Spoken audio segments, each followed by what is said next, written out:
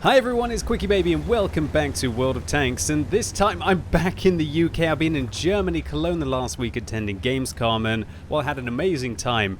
It feels really good to be back with my own setup, back in the comfort of my own home as well. It's nothing quite like being back in your own bed, right? But today, I've got a really exciting video for you today. It's going to be a sneak peek at the upcoming second reward from the second set of personal missions. It is a Tier 8 British reward medium tank. It is the Chimera. Now let me clarify, this is a reward tank. What is the difference between a reward tank and a premium tank? Well, a reward vehicle you earn rather than you buy, and also it doesn't make extra credits. This vehicle is not going to make you a huge amount of credits, just like with the Stuck4, with the T28 HTC, with the T55A, and for the Object 260 from the first set of personal missions, if any of you managed to complete those. Well, I'm sure a lot of you have managed to complete those. We've had them for like 3 years, so finally Wargaming are bringing us another set of personal missions, and it's arriving tomorrow. They just announced on their website that the update 1.1 will be out tomorrow on the European server. It's out today on the Russian server, so that is the 29th of August. Really exciting. Can't wait to start to delve into them. Something to just do while you're not necessarily grinding through a vehicle, or alternatively, try and grind through a vehicle and do personal missions at the same time to kind of kill two birds with one stone, right? So the Chimera, I had the pleasure of playing this at Gamescom, was given to me as a rental for a week, and this is one of the games that I played from Germany. Now, it's very important, I must clarify, this vehicle, while it's on my personal account, it's no longer on my personal account, or at least the rental's going to be ending in the next couple of days. So I got an opportunity to experience what this tank would play out like on the live server, which really gives me an idea of whether I'm going to enjoy it, maybe give you an idea of whether you're all going to enjoy it as well. So firstly, let's talk about the gun. This vehicle has a rather novel gun. I think it is 127mm, or is it 128mm? Let's just mouse down here. It's 127mm. I can't think of a gun in the game that has 127mm. And what that means is this has the highest alpha damage of any medium tank at tier 8. Now obviously, the only other vehicles that have 440 alpha damage for medium tanks are going to be something like the WZ-120 at tier 9 if you choose to use that gun, or alternatively the Chinese 121 at tier 10, or the Object 430U at tier 10 Soviet. Wow, this T-54 seems to want to come at this vehicle, try and angle my armor there to try and deflect the shell, but he manages to ammo rack me. A quick dab of the 4 and the 2 gets my ammo rack back in effect, but you're seeing that we're really not actually damaging this guy very quickly at all. And that's because the reload on this tank is very long. 16.5 seconds by default until you start to upgrade the vehicle. That's a 3.64 rounds a minute rate of fire. It's absolutely abysmal, which gives this tank a base damage per minute of 1,600, which is as bad as the Lerva and the T-34.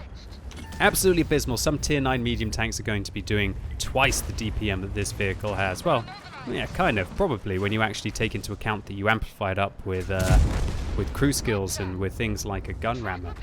And this the SU-152 seemed to want to kill me as well. Absolutely zerging over the slope there, I guess to try and retake an important location on the map, or alternatively maybe they just wanted to take a swing at a new tank, or somebody who makes you content pretty much daily. Thanks for that. I appreciate it. That's probably one of the best ways to say thank you to me, you know, in the games. Oh, it's a QuickyBaby. Let me zerg him while he's playing on stream and try and ruin his day. Yeah. I would do the same thing if I was these guys as well. But I don't know. It's a bit pretentious to even think that they might even know me. All right. Anyway, so Chimera, terrible rate of fire, awful gun handling as well. We're talking about 2.9 seconds aim time on this vehicle, which is just absolutely horrible. To have 2.9 seconds aim time on a medium tank, which is meant to be a vehicle that's quite fast at reacting to the situation and re-engaging targets, is just horrific. And I must clarify, I'm using a very skilled crew on this tank. This is my British medium tank crew that I have in my Comet, I believe. It used to be Sergeant Woody Cocker, but now it's Anna Walker. I've replaced him with a girl because they're much more efficient in the game. Kind of sad that, but that's okay. And I guess we're going to be getting a lot more girls because obviously each stage of the personal missions that you complete for the second campaign, you will also unlock a girl as well. So great news for anyone who is researching new tanks, or alternatively, if you just never had any good crews in vehicles that maybe you want to get one in, now is a great opportunity. Now, to go with this terrible rate of fire, terrible aim time, and while I'm using an exceptionally skilled crew on this vehicle and vertical stabilizers, I just can't get it. I can't get this gun handling great. Do you see all the opportunities throughout this battle where we're just missing to be able to fully aim, and you're waiting. And one thing I'm going to have to learn when I play this tank is to play it a bit more like a heavy, to just snapshot and hope, rather than fully aim the shell and then kind of feel as if you missed the opportunity because the enemy tank pulls back. Now sometimes that works out for you, sometimes it doesn't. With .38 accuracy as well, you're not going to be nearly as accurate as something like an FE4202 or a Centurion or a lot of other tier 8 medium tanks, as a matter of fact. And so I guess it comes down to a choice. Do you prefer alpha damage or do you prefer damage per minute and gun handling? Now for me personally, I always prefer damage per minute and gun handling, but I do respect alpha. Alpha allows you to be able to come round a corner and punish a tank and kill them in a single shot before you have to reload the second time. Or it allows you to ambush a vehicle that has not got you spotted and you can hit them even harder without managing to give away your position. So alpha is very, very good in World of Tanks, and as we've seen with vehicles like the Defender, in close quarters combat it can be king. Right? And I'm just not sure if this vehicle, playing at long range without even coming close to having the armor of a Defender, or the 50 TP prototype, that tier 8 Polish premium vehicle, which is fairly new to the game, it just doesn't really work out. I don't feel. You don't really see many people playing something like a WZ-120, right?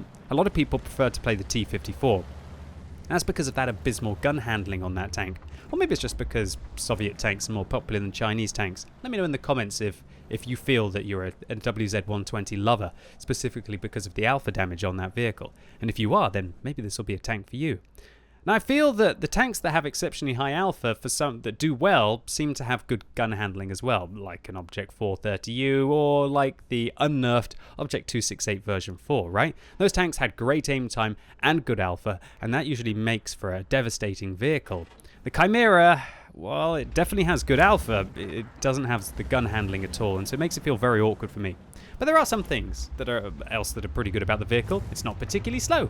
It has a power to weight ratio of just shy of 16, and it goes at 50 kilometers an hour forwards and 20 backwards, which is great. And 10 degrees of gun depression allow you to work a ridgeline very well. It also has a reasonable amount of armor, 200 millimeters on the front of the turret, although it is very flat, and I don't believe it has a mantlet.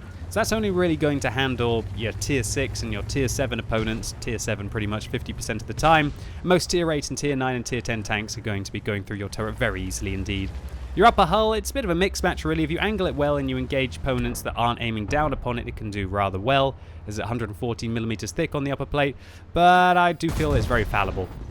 Now, I was very nervous here. I literally put that Type 59 into a position where the T-20 just had to one-shot it. I was incredibly frustrated that T-20 didn't finish it off, as because now I'm going to lose the remnants of my hit points. And now I am a one-shot for the ELC even 90, the P-43, you know, all of those kind of tanks. The T-44 is now a guaranteed one-shot, and the AMX 1390 no longer has to penetrate me twice. So I was really hoping that that T-20 would have done me a massive favor and killed that Type 59 before I had to finish him off.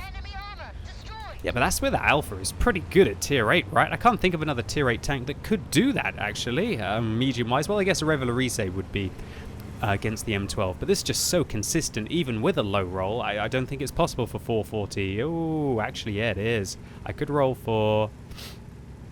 oh, God, quick maths on the spot. Obviously, 110 off that, I could roll for... Oh, God, quick maths on the spot. 330? So I could, if I literally min-rolled it, manage to not one-shot the 112, but you could roll as high as 550, and when you do get those kind of rolls in a medium tank, it does feel rather punishing. Alright, so I'm advanced forwards, and there was actually an M12 sneaking in the bush there. Is that the second M12 I've shut down this game? Great result there, and it does feel rather nice to have that alpha. Okay, this is where my armor is actually going to work out against the AMX 1390 here. Not a tank that's renowned for its high penetration.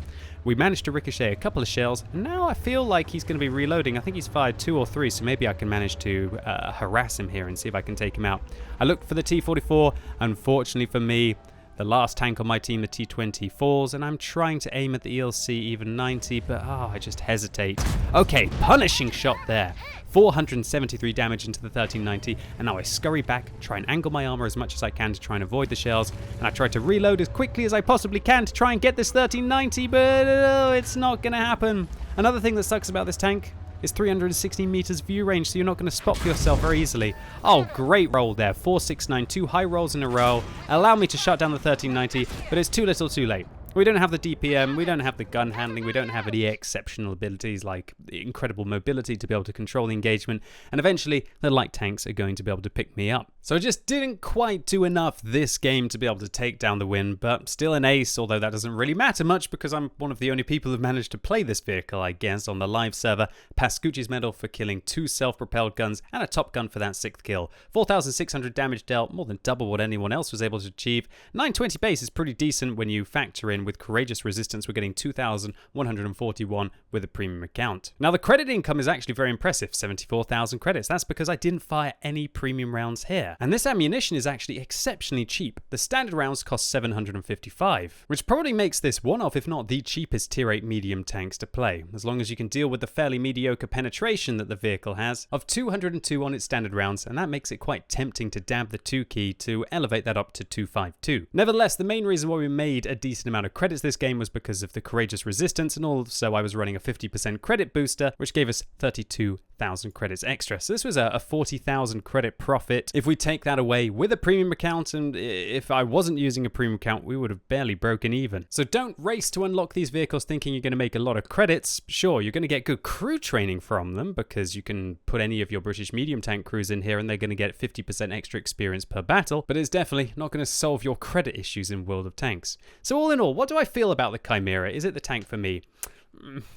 It's quite novel. Obviously having 440 alpha at tier 8 is lovely, but I think the boxy armor of the vehicle, the terrible view range at 360 meters, kind of makes this feel it's more like a heavy tank. And so I think the only real differences between something like this and a Lover, for example, is it sacrifices its armor to be able to gain a bit more mobility. And so it's a bit of a novelty really in World of Tanks, the Chimera, if you manage to unlock it in the second set of personal missions. Which I should also highlight, the Wargaming just announced today that they're staggering the release of these vehicles. You're going to be able to unlock the Excalibur from tomorrow, but you're not going to be able to unlock the Chimera for 3 weeks later, and the Object 279E, as you saw a sneak peek on my channel of that the other day, from the 10th of October. And so I personally don't expect the Chimera to become the new best tier 8 medium vehicle. I think it'll be great in a scenario where you get to use the long-winded damage per minute, work a ridgeline, and hopefully you've got your allies spotting for you a little bit at long ranges. But on the other hand, if you manage to pressure one of these, maybe get it to bounce its 202 millimeters of penetration, they're going to be a very juicy, tasty snack that's not going to fire back for another like 10-12 seconds. And so anyway, ladies and gentlemen, that is it for today. I hope you enjoyed this sneak peek at the upcoming Chimera. If you did, please give the video a like, but if you hated it, make sure you give it a thumbs down. And let me know in the comments what you think about the Chimera. Do you think that it looks absolutely amazing, or do you think it looks absolutely tragic? And as always, thank you so much for watching. You've been epic, and hopefully I'll see you soon.